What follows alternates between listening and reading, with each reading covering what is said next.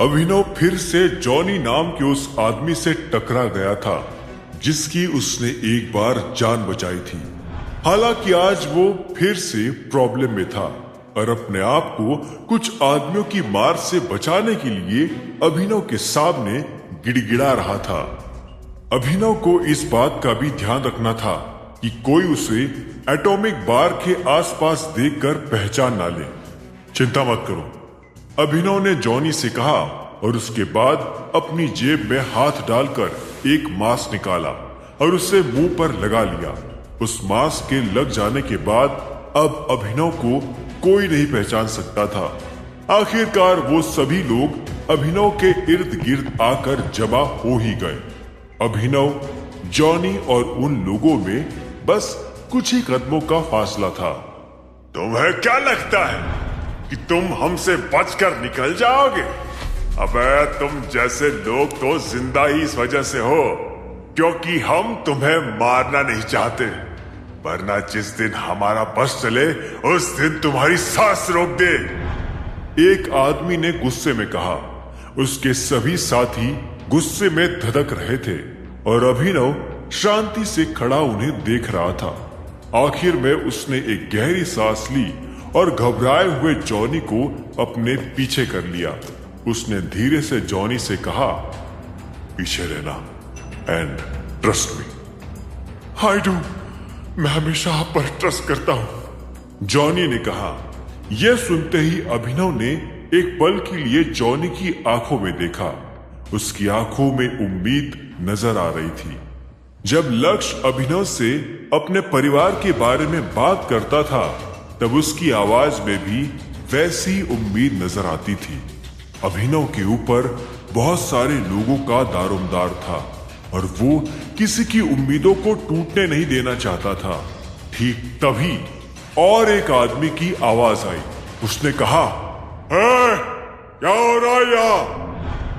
यह आवाज सुनते ही अभिनव का ध्यान टूट गया और वो सामने देखने लगा। हो क्या रहा है?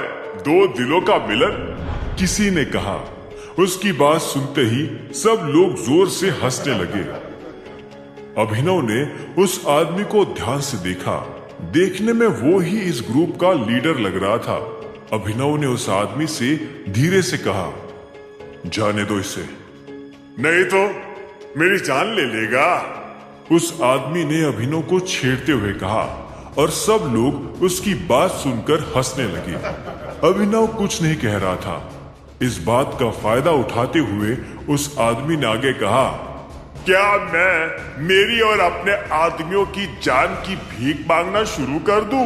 मास्क वाले भाई, मास्क वाले भाई, प्लीज हमें छोड़ दो, हमें माफ कर दो, जाने दो हमें। सब लोग जोर से हंसने लगे।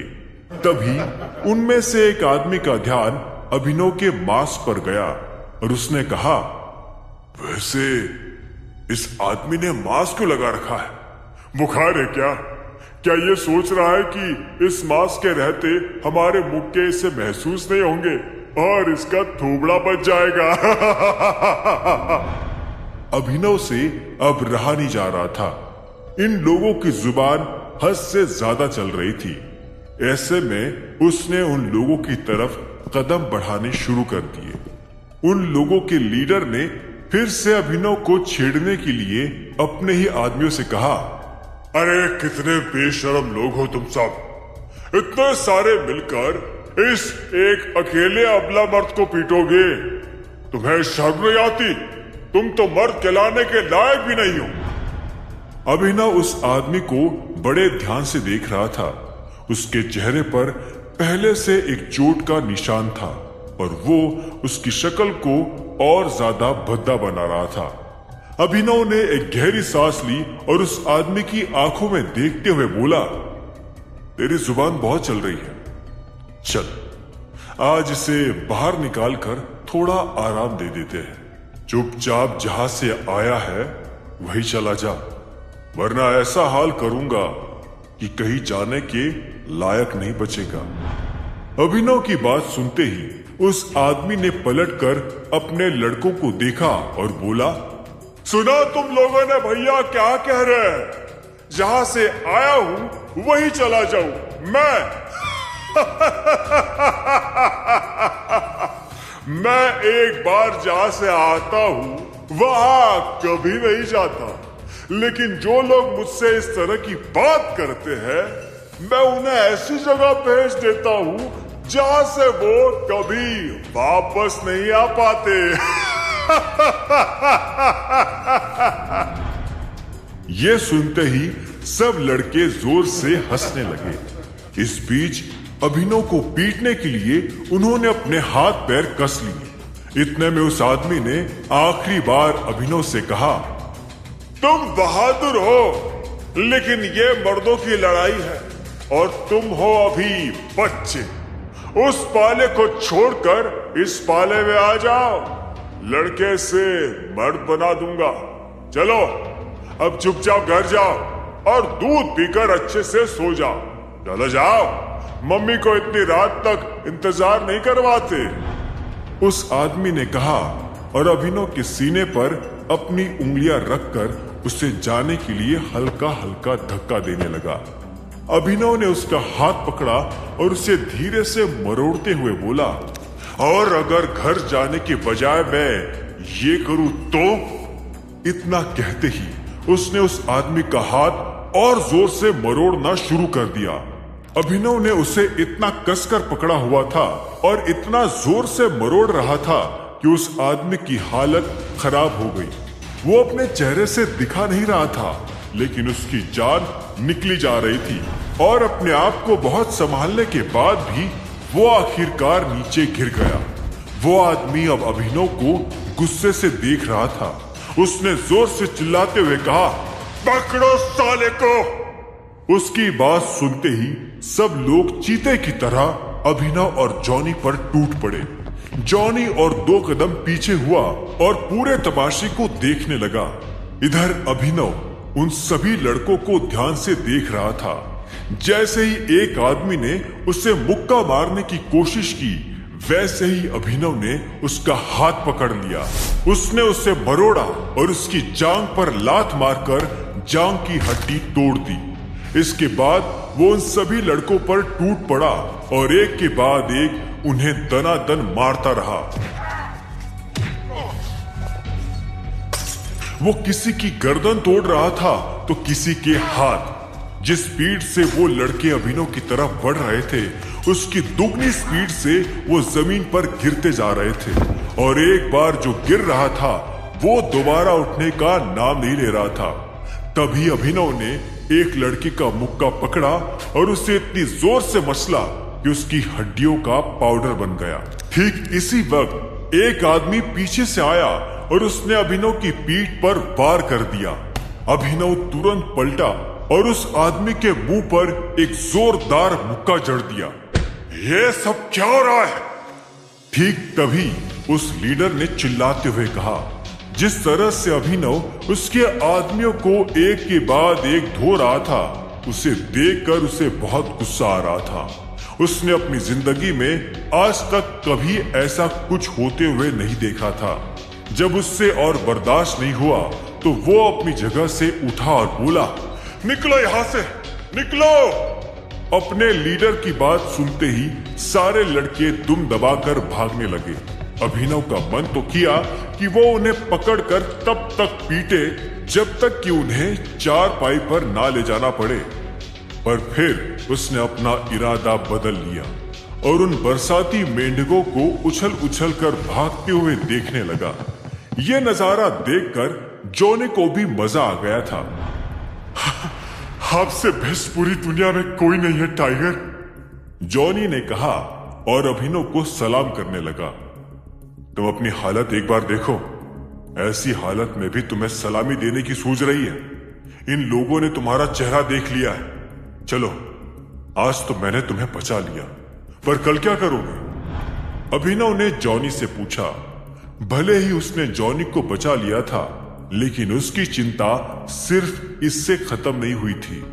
ये बात सुनकर जॉनी की सारी खुशी भी गायब हो गई। उसने एक गहरी सांस ली और बोला, यह तो मैं भी जानता हूं, इसलिए सोच रहा हूं कि कुछ दिनों के लिए कहीं जाकर छिप जाता हूं। वैसे मुझे बचाने के लिए थैंक यू सो मच। ये सुनते ही अभिनव ने जॉनी से पूछा, वैसे कुछ दिक्कत है क्या? ये लोग तुम्हारे पीछे क्यों पड़े थे? कहीं तुमने दिग्पाल के बार में बैठकर फिर से टाइगर की तारीफों के पुल बांधना शुरू तो नहीं कर दिए थे?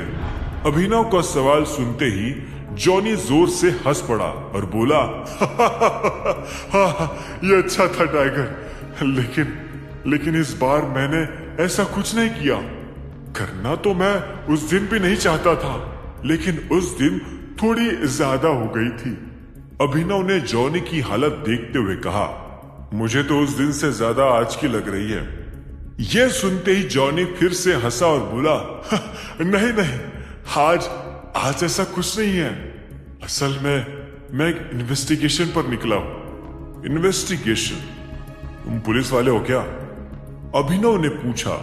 जवाब में जॉनी ने तुरंत ना में सिर हिलाया और बोला, अरे नहीं, मैं यहां किसी को ढूंढने आया था। मुझे लगा कि वो यही होगा, लेकिन वो यहां नहीं है। जॉनी ने हताश होते हुए कहा। अभिनव ने उसे एक सेकंड के लिए देखा और बोला, तुम किसे ढूंढ रहे हो? मुझे बताओगे? शायद मैं तुम्हारी कोई मदद कर सकूं। यह सुनते ही जॉनी ने अभिनव को देखा और बोला, मेरी फ्रेंड काफी दिनों से लापता है। मैं यहाँ ये देखने आया था कि कहीं उसे भी दलाल ने एस्कॉर्ट ग्रुप का हिस्सा तो नहीं बना लिया। यह सुनते ही अभिनव के कान खड़े हो गए। उसने पूछा, एस्कॉर्ट्स? यहां अंदर ये लोग एस्कॉर्ट सर्विसेज चलाते हैं क्या? जॉनी ने जवाब में हाँ में सिर हिलाया और बोला, पलाश उन सब लोगों का लीडर है। ये नाम सुनते ही अभिनव के कान खड़े हो गए थे। अब उसके मन में चल रही गुत्थी धीरे धीरे सुलझती जा रही थी। इस बार के पॉपुलर होने का सबसे बड़ा कारण भी यही था कि यहाँ एस्कॉर्ट सर्विसेज चलाई जा रही थी। इतने में जॉनी ने कहा, लेकिन अफसोस कि मेरी फ्रेंड यहाँ नहीं है। मुझे लगा था कि वो भी, उसने मुझे एक बार बताया था कि पलाश ने उसे सर्विसेज ज्वाइन करने का ऑफर दिया था, लेकिन उसने पलाश के मुंह पर उसे साफ मना कर दिया था। पलाश को अपनी जिंदगी में ना सुनना पसंद नहीं है, और जो उसे ना करता है उसके मुंह से पलाश जबरदस्ती हाँ निकलवा ही लेता है। ये पलाश कौन है? अभिनव ने पूछा। जॉनी ने एक गहरी सांस ली और बोला, एक बिगड़ेल अमीरजादा, गंदे और घिनौने कामों के मामले में वो दिग्पाल का भी बाप है। यह सुनते ही अभिनव ने एक गहरी सांस ली और बोला, हो सकता है तुम्हारी दोस्त कहीं और चली गई हो सकता है कि उसका बॉयफ्रेंड या उसके परिवार से कोई आदमी उसे अपने साथ ले गया हो, कुछ भी हो सकता है। जॉनी ने उसकी बात सुनकर एक गहरी सांस ली और अपने आप को दिलासा देते हुए कहा, हाँ, होने को तो कुछ भी हो सकता है। यह भी हो सकता है कि मैं फिर उससे कभी ना मिल पाऊं, लेकिन जो भी हो, वंस अगेन आपका बहुत बहुत शुक्रिया। आपने आज जो मेरे लिए किया मैं वो कभी नहीं भूलूंगा, और आपको जब भी किसी मदद की जरूरत पड़ेगी तो जॉनी हर बार आपके साथ आपको खड़ा मिलेगा। जॉनी के वादे पर अभिनव मुस्कुराया और बोला, पर तुम अपना ध्यान रखना, ये लोग तुम्हें इतनी आसानी से छोड़ेंगे नहीं। जॉनी ने भी मुस्कुराते हुए कहा, बिल्कुल, थैंक यू बॉस। इतना कहते ही जॉनी वहां से निकलने लगा। जैसे ही वो जाने वाला था, वैसे ही अभिनव ने उसे दोबारा आवाज दी। जॉनी पलटा और अभिनव की तरफ देखने लगा। अभिनव ने पूछा, उस एस्कॉर्ट सर्विस का नाम क्या है? उसे किसी स्पेशल नाम से बुलाया जाता है क्या? पलाश, पलाश के फूल, जॉनी ने कहा और अभिनव उसे देखकर मुस्कुराने लगा। इस बार जॉनी निकल चुका था। इधर अभिनव भी दिग्पाल की बार की तरफ बढ़ने लगा था। अंदर जाने से पहले उसने अपने चेहरे पर से मास्क हटा दिया था। वहां पहले से ही काफी सारे लोग मौजूद थे। अभिनव की आंखें उस भीड़ में डॉन को ढूंढ रही थी। कुछ देर के बाद अभिनव ने देखा कि डॉन एक आदमी से हंस हंस कर बहुत बातें कर रहा था। उस आदमी ने काले रंग के कपड़े पहने हुए थे। अभिनव शैंपेन लाया और डॉन की बगल में जाकर बैठ गया। उस हॉल में पहले से बहुत भीड़ थी और किसी को तब तक नोटिस कर पाना इतना आसान नहीं था जब तक कि आप कुछ देर ठहर कर उसके चेहरे को ध्यान से ना देखो। हालांकि अभिनव ने आज तक दिग्पाल से मुलाकात नहीं की थी, लेकिन आज उसकी नजरें हॉल में दिग्पाल को तलाश रही थी। अभिनव तो दिग्पाल को पहचान जाता, लेकिन दिग्पाल अभिनव को नहीं पहचानने वाला था। ठीक इसी वक्त अभिनव के फोन पर किसी का मैसेज आया। अभिनव ने उसे खोला और पढ़ने लगा। उसे पढ़ते ही अभिनव के चेहरे पर मुस्कान खिल गई। वह अपनी मुस्कान को चाहकर भी नहीं रोक पा रहा था। अब आगे क्या होने वाला था? आखिर किसका मैसेज आया था अभिनव को? क्या उस मैसेज को पढ़कर अभिनव मुस्कुरा रहा था? और क्या वो इस महफिल में दिग्पाल को ढूंढ पाएगा? क्या उसे पलाश के फूलों के बारे में कुछ पता चलेगा? इन सभी सवालों के जवाब जानने के लिए सुनते रहिए आगे।